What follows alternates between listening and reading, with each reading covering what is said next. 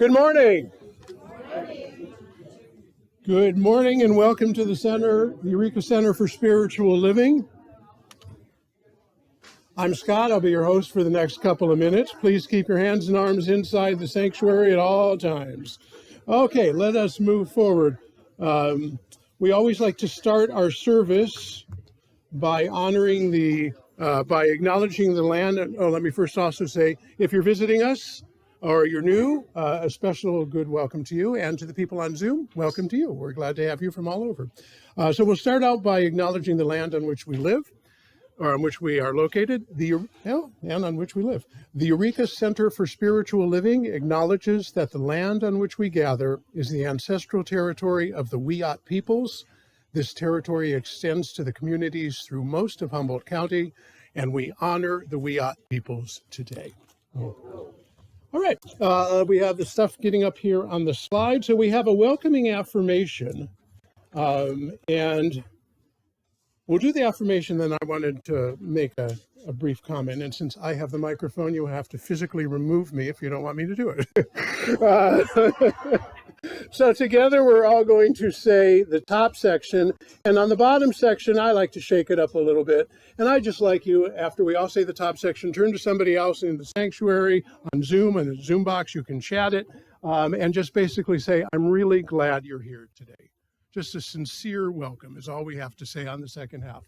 But together we say, we are a welcoming community where the vibration of love lifts us, the wisdom of the ages inspires us, and the science of mind teaching empowers us. And turn to somebody and say, I am really glad you are here today.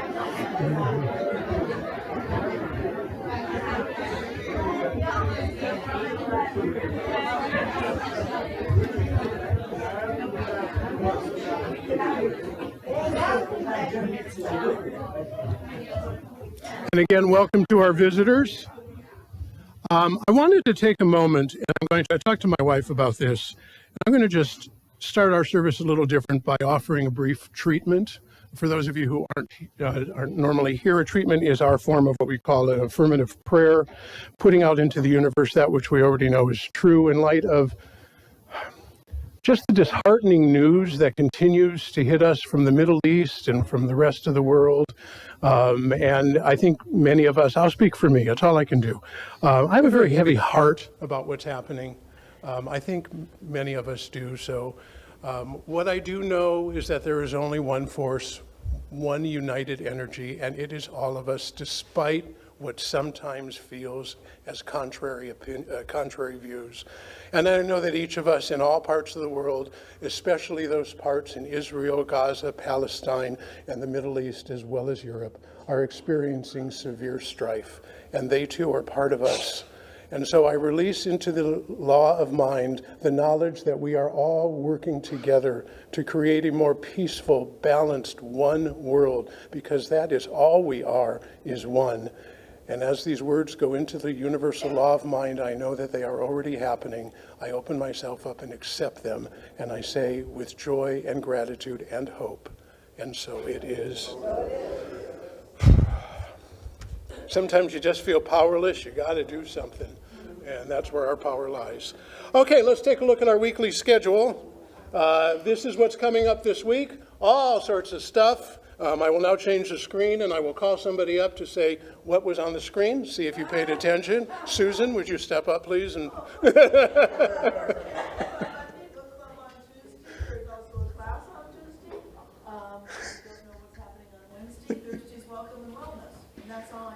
my God! The next time you ever use an excuse of I forgot, nobody's going to believe it. Nobody's going to believe it.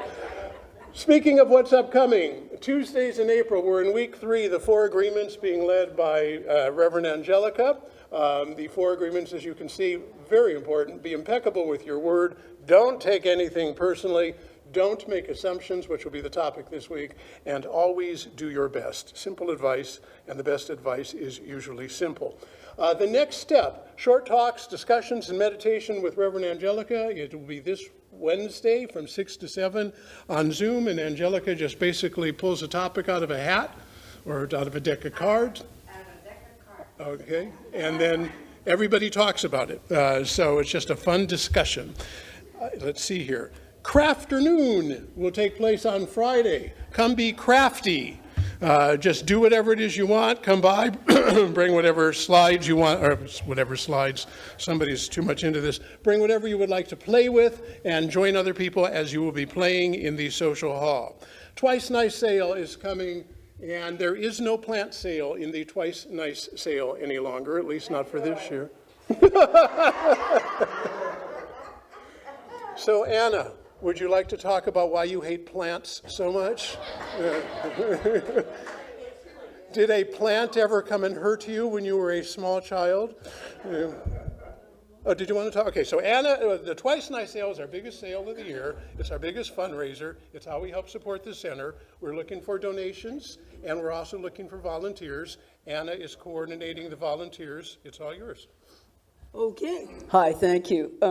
Would you please make a special effort to reach out to maybe not your closest friends, but some of the people that are on your phone that you haven't called in a long time that are in town here. And that's a good way to bring new people in, and it's also one of the ways they teach in building, expanding your connections with people, to just reach out to people that you don't usually do that to. And so we need volunteers. I haven't been on it. I just got another, I'm not a caregiver, but friends keep falling into my lap, and I'm wearing N95s because I have another person that I'm going to administrate their life, run their world for a while. So I haven't done anything yet, and I need to get the contact lists. And is Catherine here? It's walking on. Oh, darling. Well, we need to get a complete contact list of all the members if we have it yet. And I'll be reaching out and finding who can volunteer. But I have a pickup truck. Brian has a truck. If you have furniture, if you have clothing, if you have bedding, if you have a bicycle, whatever you have that can jewelry, whatever can contribute to the Twice Nice sale, this is the time to put the pedal to the metal. It's coming up soon, and I hope we do it later in the year next time. Thank you, Ann.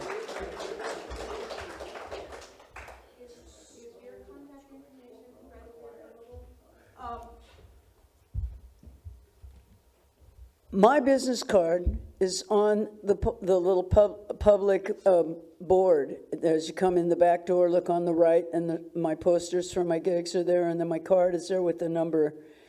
And you can get my number right there. Just take a photograph of it, and you're in business. Thank you. Speaking of the other room, April spring sale on our books, 20% off all books except Reverend Angelica's. If you need help, find somebody and they can help you with the books. What have we got? The Little Pantry. We feed our community. We need your help in doing so. Non-perishable foods, whatever you can donate, they go into our very active little pantry that goes outside. If you would like to bring a whole lot, walk-in us here on Mondays from noon to 4. Now Wednesdays. Just this month, Wednesdays. Okay. Wednesdays from noon to 4. Get it here. We'll figure out what to do with it. No problem. But please, we say this every time, and yet it continues to happen. Thank you for the donations of ramen. We don't need any more ramen. Any more ramen will be sold at the Twice Nice sale in lieu of the plants. Okay. And before we get into our theme for the month is Living Gently. A note from yesterday. Loren's daughter, Les's daughter, is here with us. And for those of you who were able to make it, it was an absolutely lovely celebration of life for Les. Thank you so much for putting that together. There were tears. Edward and I showing we're those sensitive guys. There was laughter, there was love, there was a lot of joy, and Les is still here. So again, did you wish to say anything? Quickly interject.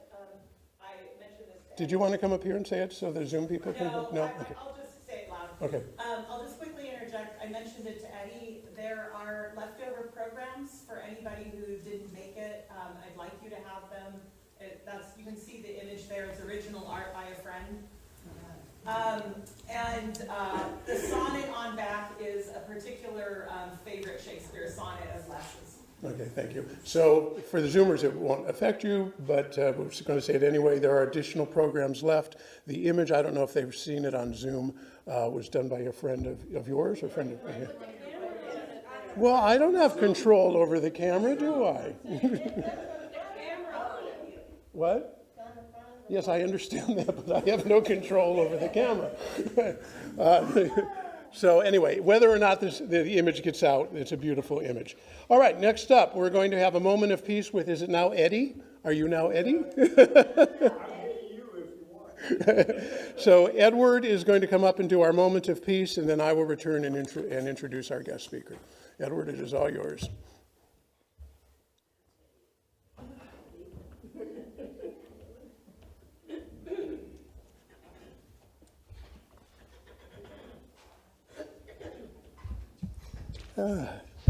Nice to have brothers. Yeah, this is, for those that didn't see it, this is the brochure for Les, and it's over there.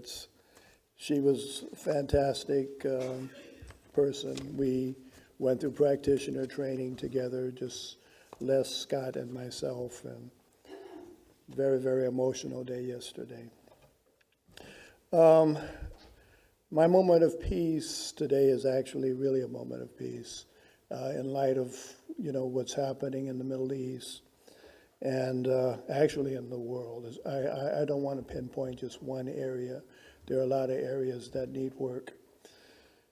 What I did is I downloaded a couple of things, and my wife called my attention to one. The definition of peace in the dictionary, well, they had several, like peace out, but it was like the absence of war. And so I downloaded this one from Peace and Violence Manual for Human Rights. Anyway, it says, why is peace so important?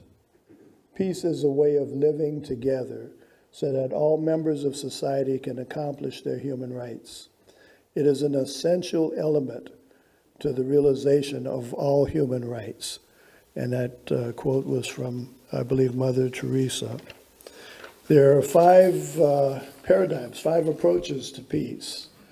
One is power politics, which is peace through coercive power.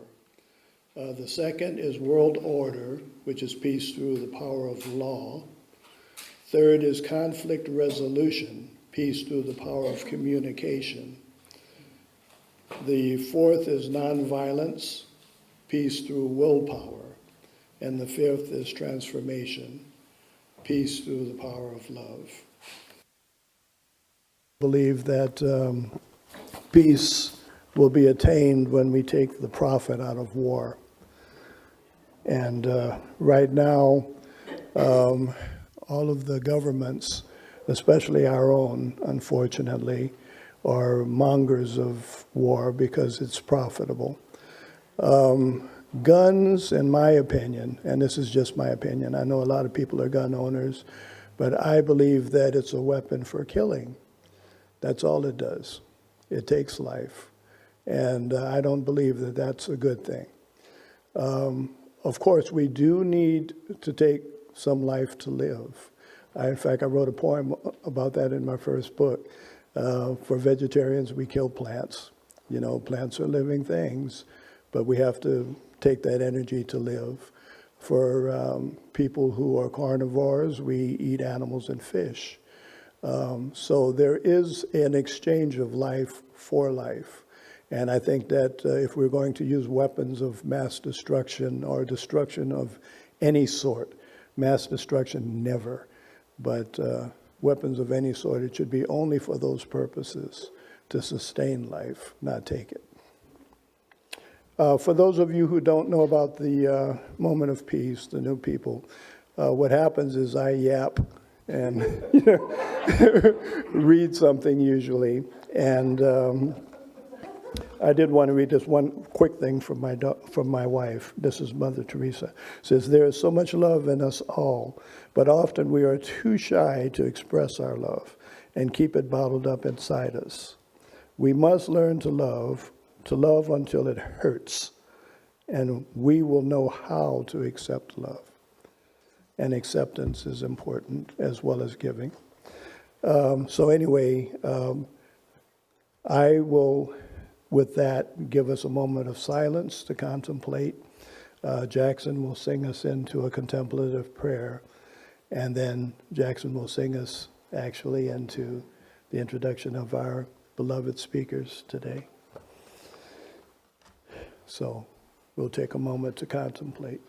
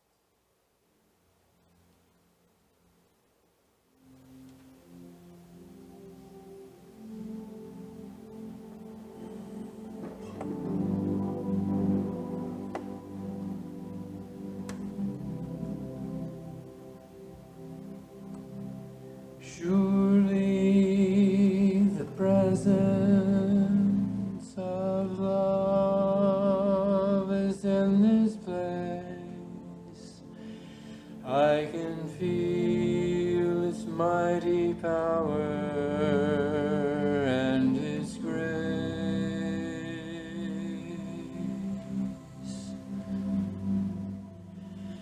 There's a holy hush around us.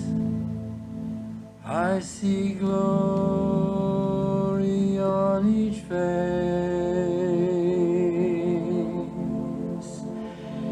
Surely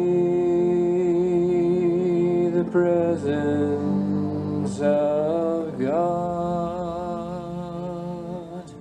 is in this place.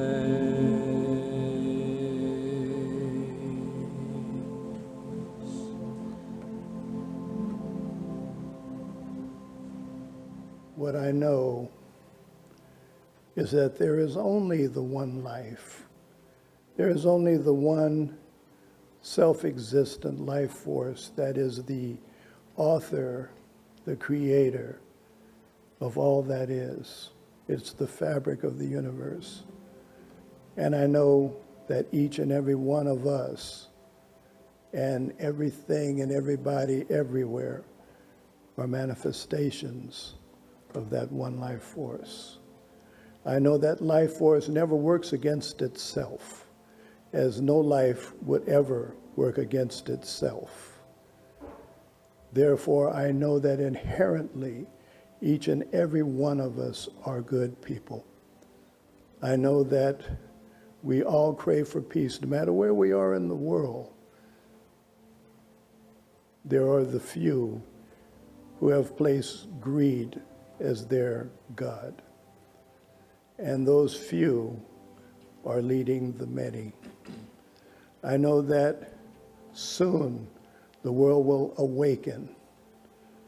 I know that soon all of us who want peace, who cry over the children and the mothers and the fathers who have toiled their fields and tried to eke out a living for themselves, who are now destroyed because of weapons of mass destruction and bombs falling.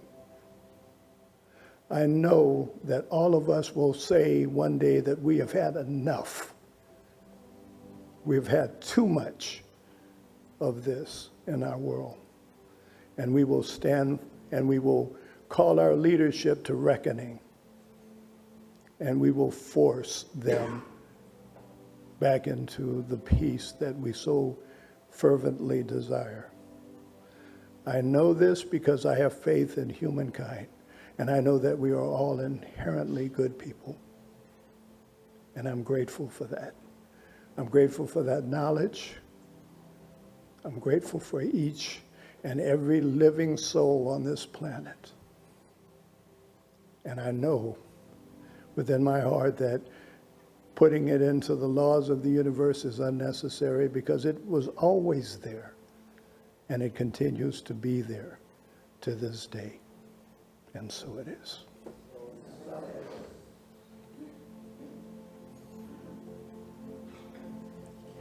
Surely the presence of love is in this place. I can feel its mighty power and its grace.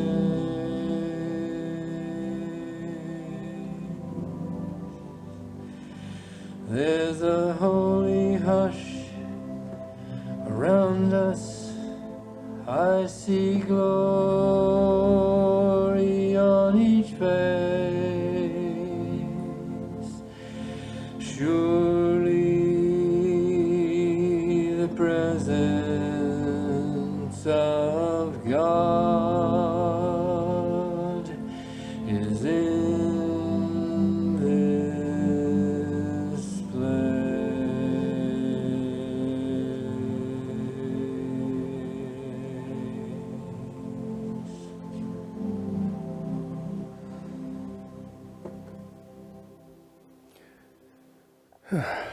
And with that, I would like to welcome to the stage our greatest, Oh, stop. our greatest moderator and my brother, my twin, Scott Marcus. Thank you. As for greatest moderator, I'm the only one, so.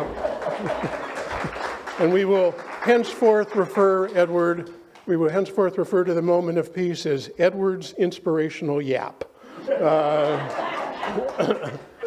I'm really excited to introduce our speaker today. I got to meet Loren. Loren is the husband of a dear friend of mine from when I was in the National Speakers Association, and that's how I got to meet Loren. And we had the opportunity to drive to San Francisco once, Loren, Jess, his wife, and myself. And I got to sit and listen to Loren talk, and I heard him talk at what was then HSU. I'm pleased to have him as a speaker because he makes me think, and I like thinking. He's also a very good speaker, but I'll read what we have here, his bio, so you'll know a little bit more about Loren. Dr. Loren Canon holds, well, I guess I'm being redundant. Loren Canon holds a doctorate degree in philosophy, and he teaches at Cal Poly Humboldt. His areas of specialty include moral theory, especially theories of responsibility, various forms of applied ethics, gender theory, and the philosophy of law. Light reading. His most recent publication is The Politicization of Trans Identity, an analysis of backlash, scapegoating, and dog whistling from Obergefell to Bostock, from Rowman and Littlefield Press. When not teaching or writing, he enjoys spending time with his family in Eureka and enjoying the beauty of the North Coast. And the talk that you're about to hear is pulling from his ongoing analysis of the current political and moral climate. Loren, Dr. Canon, will describe the kind of crossroads that we are quickly approaching. While the national scapegoating of trans and gender non-binary folks has been his focus for some time, all forms of offerings cause serious rifts in our collective social fabric and strain our abilities and propensities for empathy, connection, and our ability to imagine the limits of the human condition. Please welcome Dr. Loren Canon.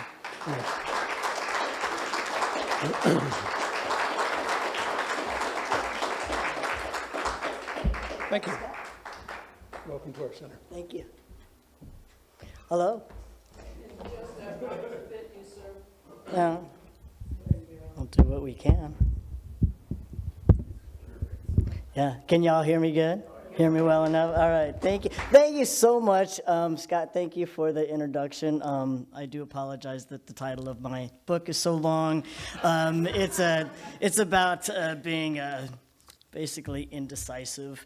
But I'm so happy to be here. I have spoken at a number of different communities, around town. I visit the Episcopalians quite often. I'm not sure why.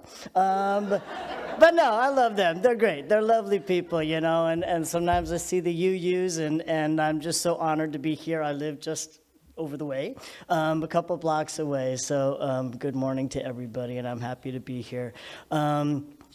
I thought I would start off a little bit talking about kind of a little bit of my background, and how I'm coming to you, and I'll pull together some of these ideas that we've already been talking about today, and that is othering, separation, and also contemplation. Scott mentioned that I was, I've studied theoretical mathematics as well as philosophy. And those of you who, had studied mathematics and it wasn't traumatizing, right? That I always hear, people always say, in sixth grade I had a teacher, and I'm like, I'm sorry. But for those of you who, don't have that experience, I studied theoretical mathematics because of its beauty. Because it's an interconnection of different variables, of different values, and then they combine together, and then they separate in another way, and they do so in kind of a fluid way.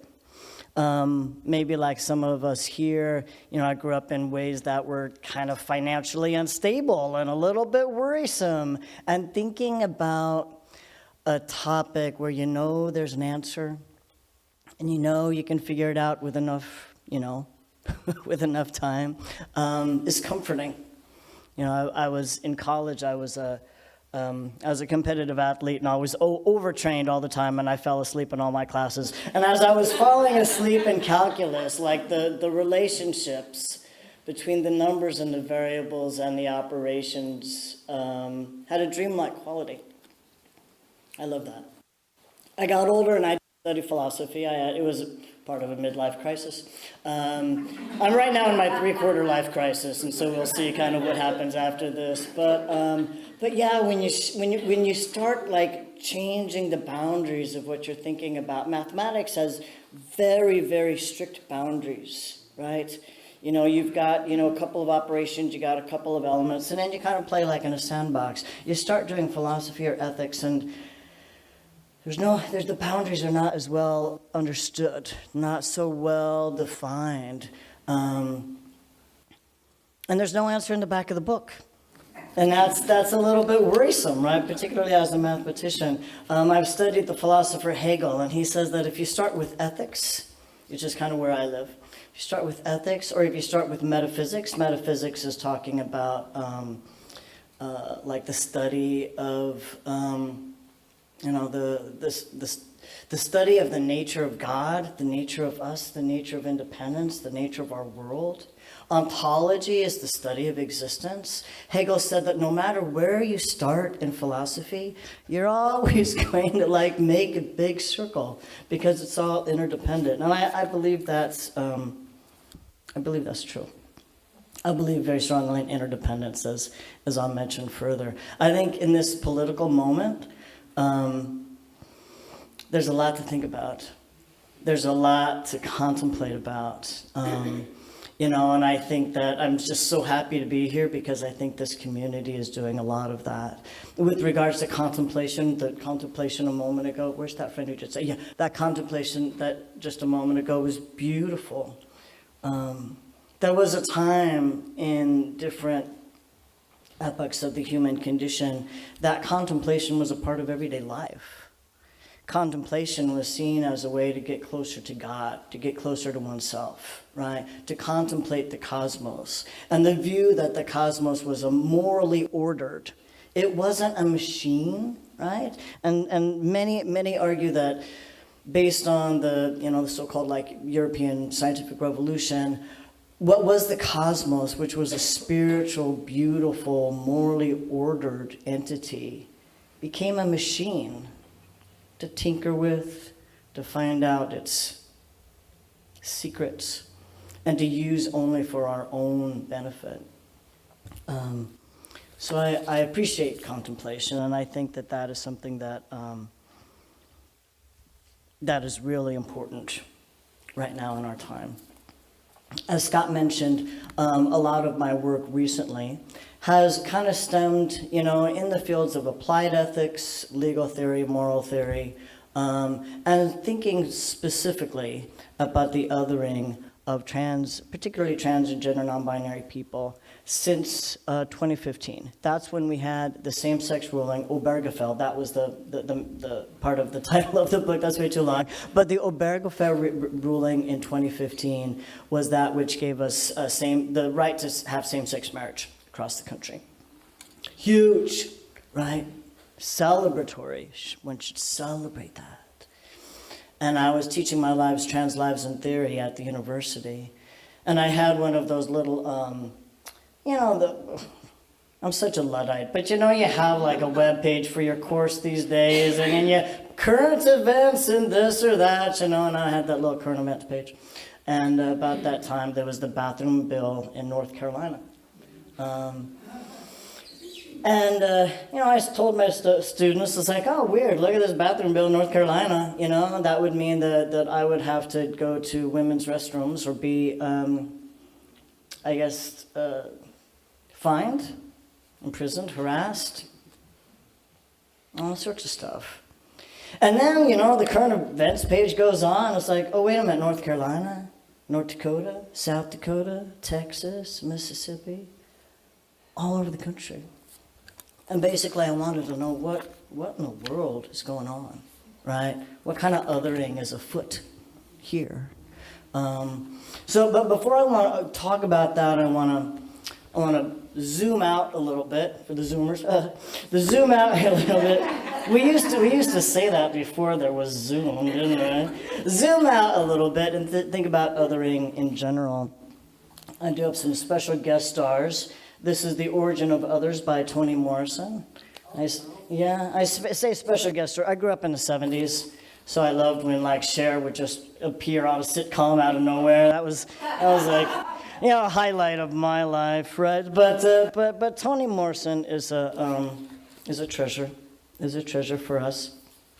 I think the othering starts in the little things, in what we say, in what we see, and then what we're directed to see. Toni Morrison says this. She says, language, saying, listening, reading, can encourage, even mandate surrender, the breach of distances between us, whether they are continental or on the same pillow, whether they are distances of culture or the distinctions and indistinctions of age or gender, whether they are the consequences of social intervention or biology. Image increasingly results in the realm of shaping, sometimes becoming, often contaminating knowledge.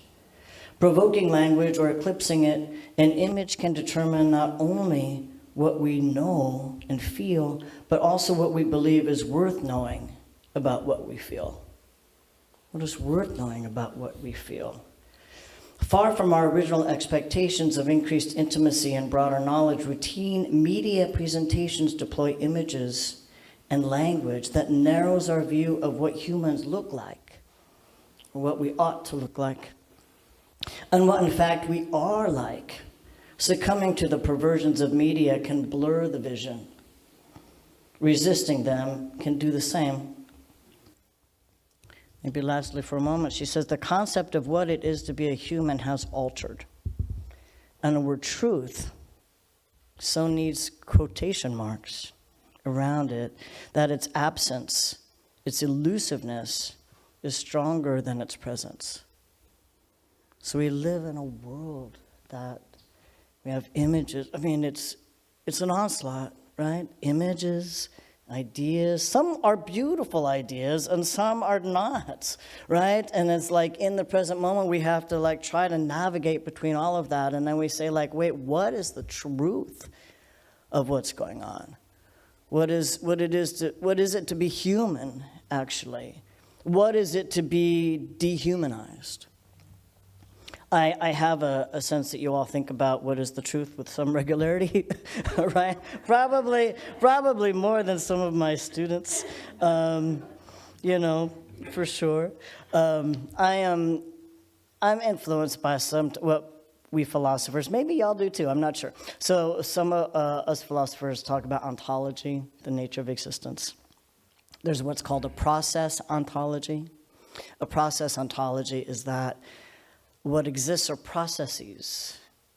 That's what exists. So the world is like a movie, right? That's what exists. But sometimes for our minds, we're only seeing the little snapshots. We're seeing the little snapshots, and then we think that's the movie. It's like, no, that's just a little bitty piece of what we should be understanding of what's happening. And what's interesting, if you go to a process ontology and you realize that all of these processes are interconnected, interpenetrative, then you realize, oh, now we're to a monism. There's one process, right, of which we all participate. I basically was hired to teach environmental ethics, and I use Thich Nhat Hanh in that course sometimes. And Thich Nhat Hanh would say, like, you know, why do we tend to think that our selfhood is bounded by our skin? That we have this distinction between self and not self, right? Between what is Loren and what is not Loren. He wonders is that we spend so much time thinking about the heart in our chest, but we don't, and we are very worried about that it keeps beating and it keeps doing a good job, but we don't think about the heart in the sky. Isn't the sun as important to our survival as the heart in our chest? And aren't the trees outside of our lungs as crucial to our survival as the lungs inside our chest? His view is that in understanding a process ontology and a monism of a one process is that everything is interpenetrative. Right? Life interpenetrates non-life. Self interpenetrates non-self. I had an English muffin for breakfast this morning. It was. Did you too? Yeah. I like English muffins. And for one moment, the English muffin was non-Loren. And then I ate it. And now that muffin allows me to be me, right? Thich Nhat Hanh says like plants are made of sunlight. There's a word we use in science. I learned it in 7th grade. What's that word? Hot. Thank you. Right. Photosynthesis. And now we say like, oh, now that we know the word photosynthesis, is not that a miracle? Yes, plants are made of sunlight. And who eats plants? Me. We're all made of sunlight. In targeting trans folks and gender non-binary folks, and I am part of that community, I'm a trans person, is that it's about separation, right? When we start talking about ontologies to say that I can meaningfully say, I identify with this river, I identify with this tree, I identify with my community, it starts to show us that the divisions that many of us have been brought up with are superficial. Trans and gender non-binary people do reject that there's only two kinds of humans, sexually and with regards to gender. We reject that gender as part of an understanding of ourselves is strictly policed instead of creative, instead of dialectic, having a dialectic relationship between what we think of as masculinity and femininity and what we think of as men and women or boys and girls. Can it be cooperative? Can it be changing? Can it be expressive? Not policed. In my research, 45 of the 50 states have introduced anti-transgender laws. There's places that I'm not safe to go to the restroom. I'm not barely safe to teach. My book would be banned in many states in this country. I'm on a watch list of a conservative organization that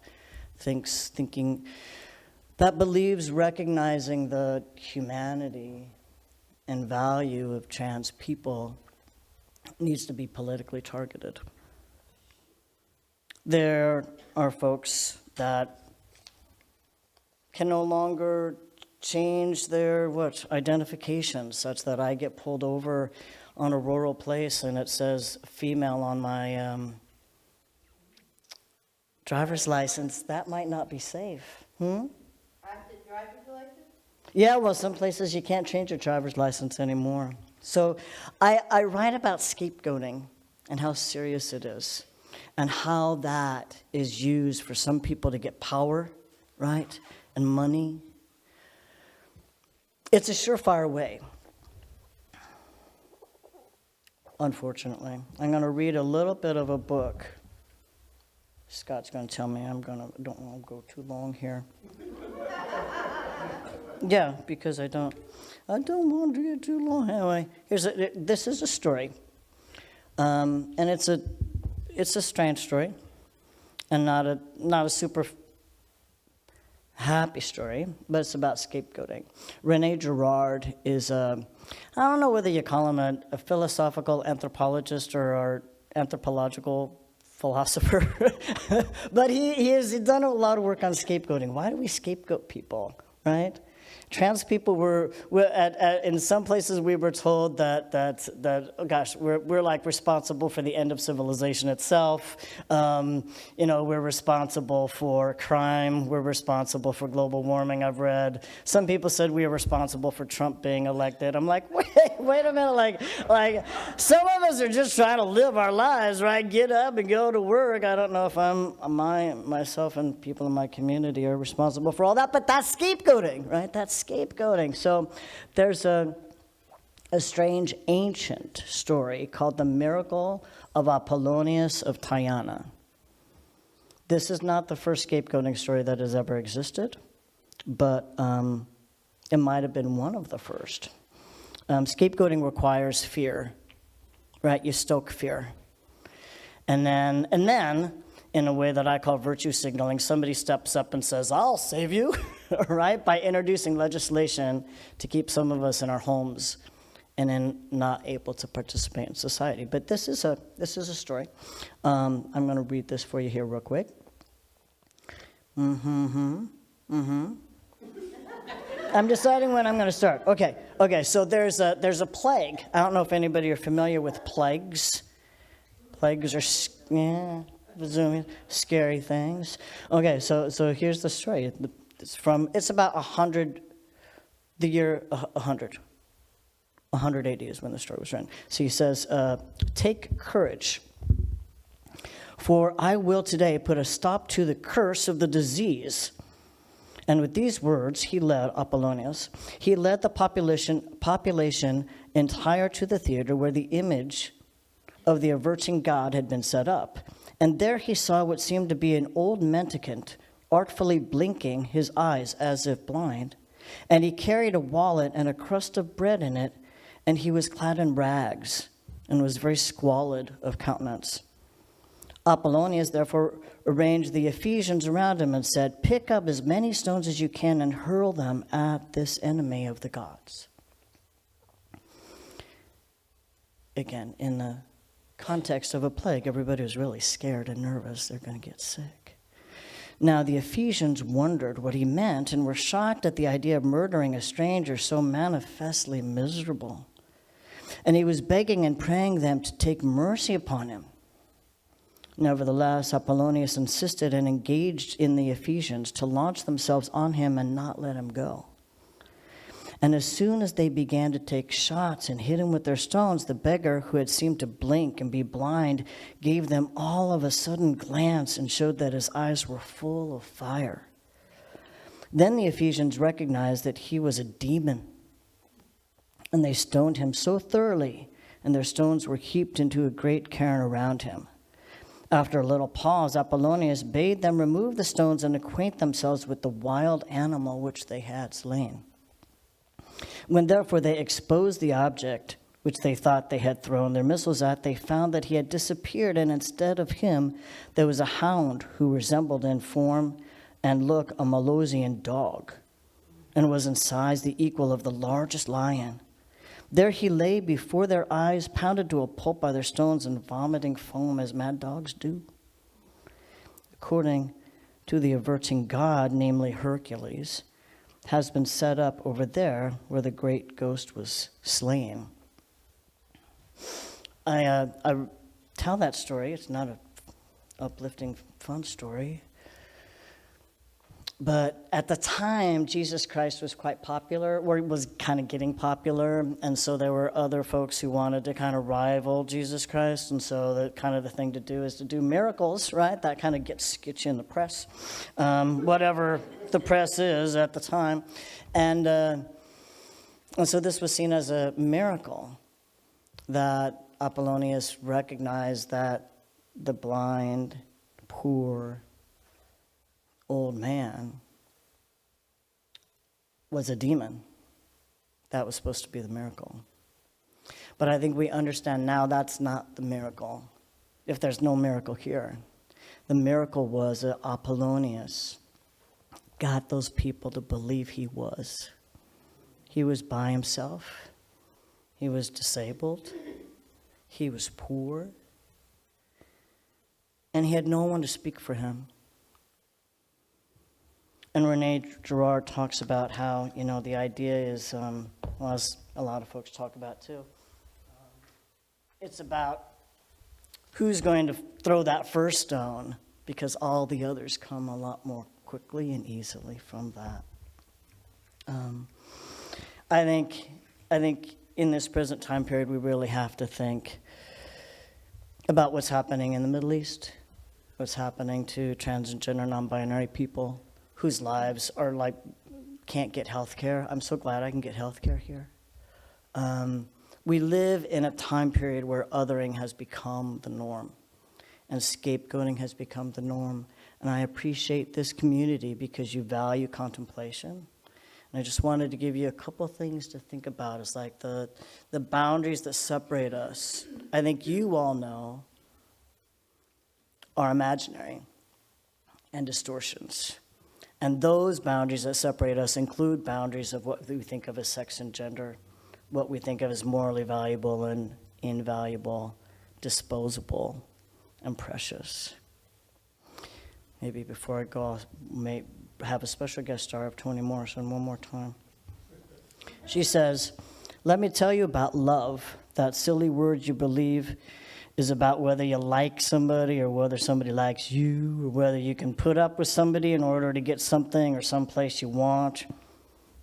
Or you believe it has to do with how your body responds to another body, like robins or bison. Or maybe you believe love is how forces of nature or luck is benign to you, and particularly not maiming or killing you, but if so doing it for your own good."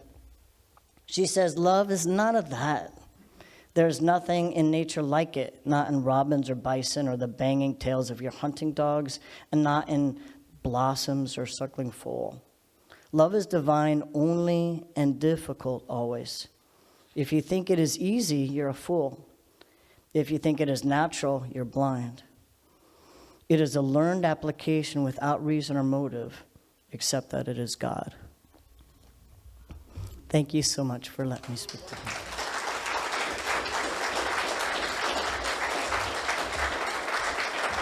Thank you. Told you it'd make you think.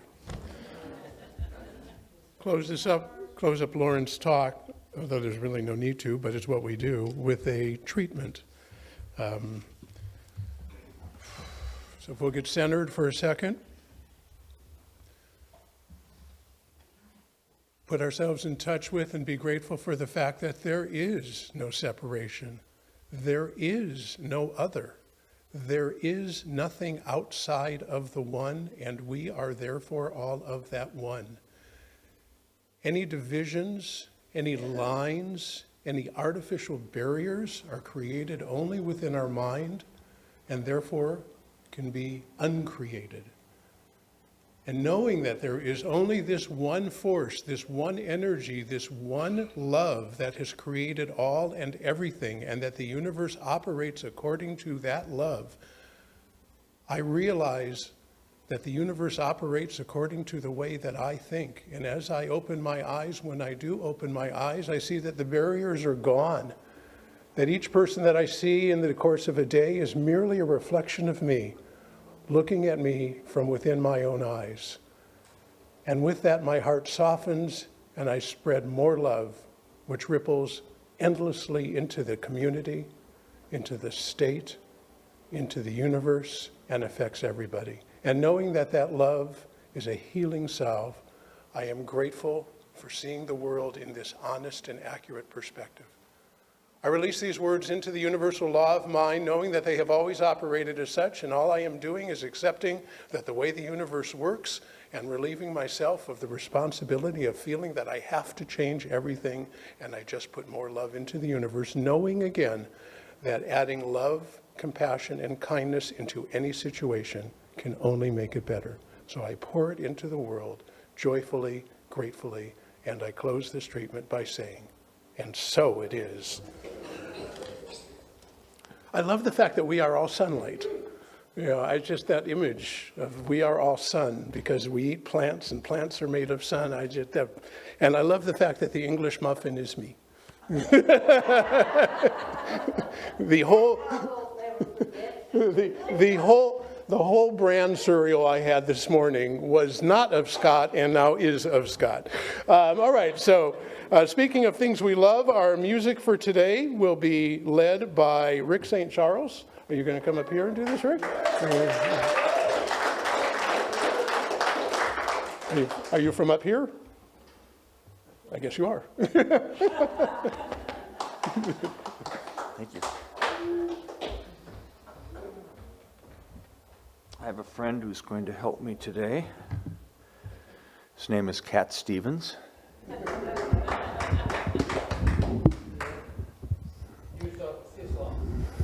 I'm sorry, Yusuf Islam. Thank you, Jackson. He's right. He changed his name. This song was originally introduced in a movie called Harold and Maude. And it's one of my, it's a wonderful movie, and it's full of great music by Cat Stevens, by Yusuf. Well, he was Cat Stevens at that time, so, okay. And I asked him if he would accompany me on guitar, and he said he'd be delighted to. I asked Jeff Smoller, but he wasn't available, and he said, ask Cat. So here we go. Yusuf. Okay. And we're going to have the lyrics. Now, the name of the song is If You Want to Sing Out, Sing Out. So I'm going to invite everybody who wants to sing out, just sing out. And the lyrics are going to be up on the...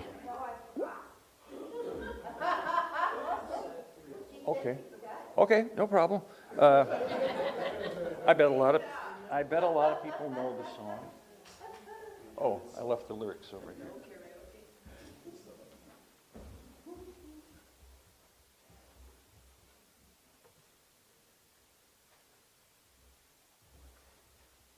It repeats itself, so you'll learn it as we go on. Okay, Yusuf, Cat, are you ready? He's ready. That's playing guitar.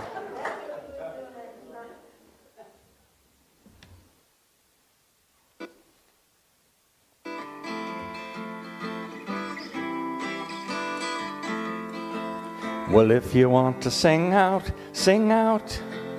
And if you want to be free, be free. 'Cause there's a million things to be, you know that there are. And if you want to live high, live high. And if you want to live low, live low. 'Cause there's a million ways to go, you know that there are. You can do what you want, the opportunity's on. And if you find a new way, you can do it today. You can make it all true, or you can make it undo. You see, it's easy. You only need to know. If you want to say yes, say yes. And if you want to say no, say no. 'Cause there's a million ways to go. You know that there are. And if you want to be me, be me. And if you want to be you, be you. 'Cause there's a million things to do. You know that there are. You can do what you want. The opportunity's on. And if you find a new way, you can do it today. You can make it all true, and you can make it undo. You see, it's easy. You only need to know. Well, if you want to sing out, sing out. And if you want to be free, be free. 'Cause there's a million things to be. You know that there are, you know that there are, you know that there are, you know that there are. You know that there are, you know that there are.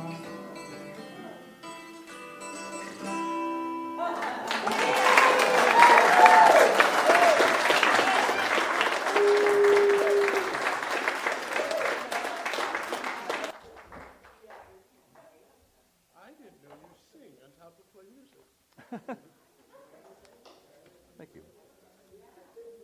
And that was, I'm not exaggerating, that was my very favorite movie of all time. It came out when I was in high school, and this was before VCRs, and I saw it, no exaggeration, 17 times. I had the whole movie memorized.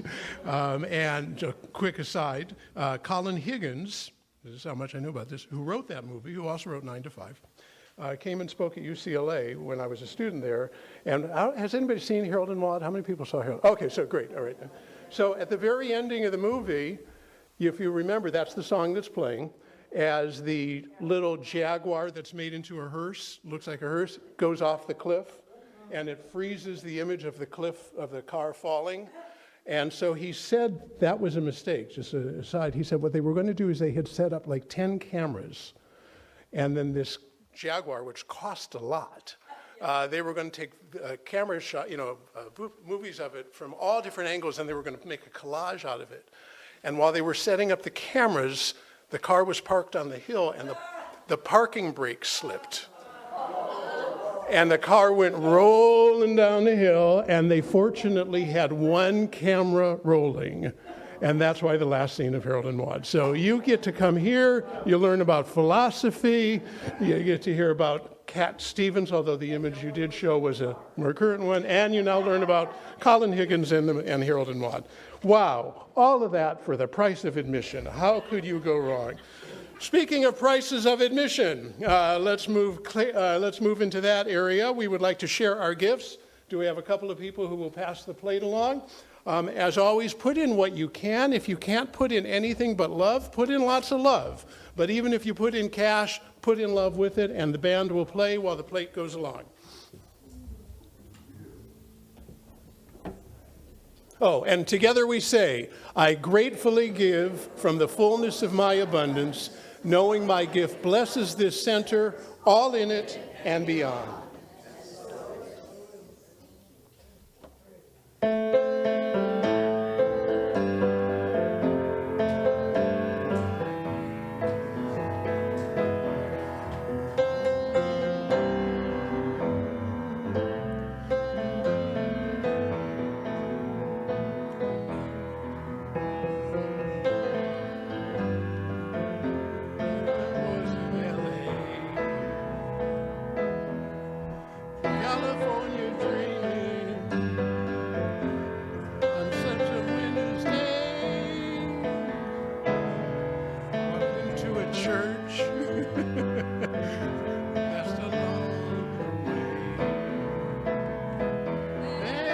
got down on my knees and I began to pray.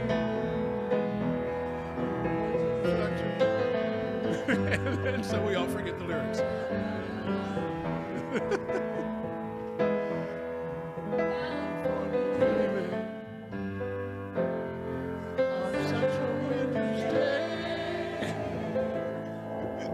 This is a great service. All right. Come forward. Knowing that all is energy and all comes to and through us, I accept these on behalf of the center, these gifts, which I know will ripple out into our community and make for a better community and a better world and spread love and break down whatever barriers we see. I release these words into the law of mind, again, knowing that they are already happening, and I say, and so it is. So it is. Thank you.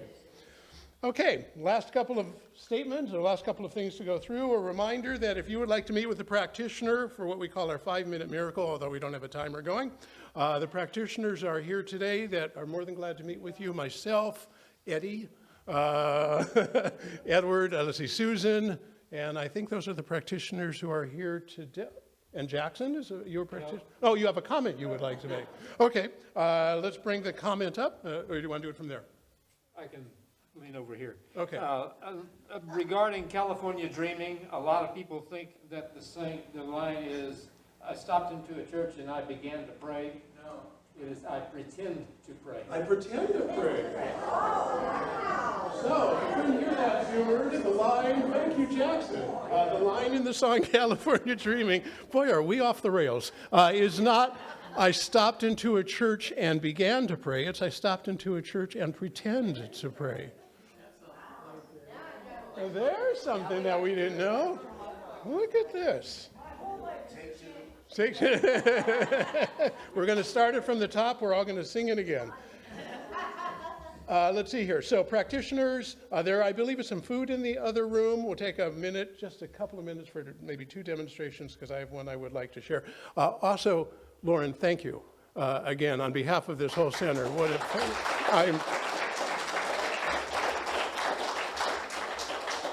You hit it out of the park as far as I was concerned. It was brilliant and philosophical and spiritual and funny. So that was great. So a demonstration, we'll have room for about one more. I'll let you do yours, Judy, and then I want to close one up because my wife said you've got to share this. So Judy, there we go. A demonstration for people who don't know is a physical manifestation of something that you had affirmed and has now come true. Good morning, everyone.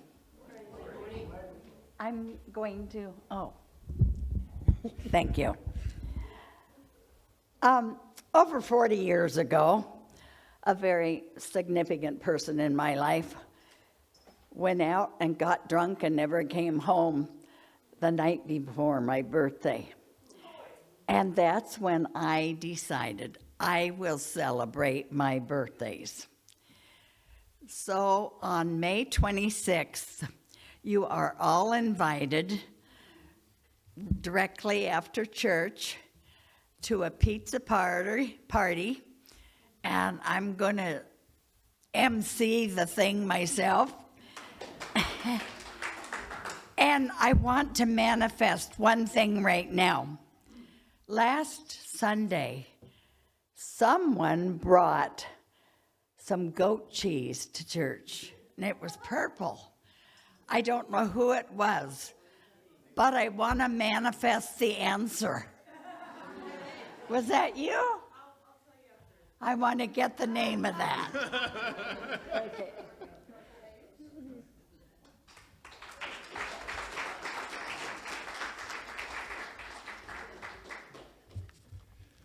So before we get our community statement of inclusion, my wife and I were out of town last weekend. That's why we weren't here.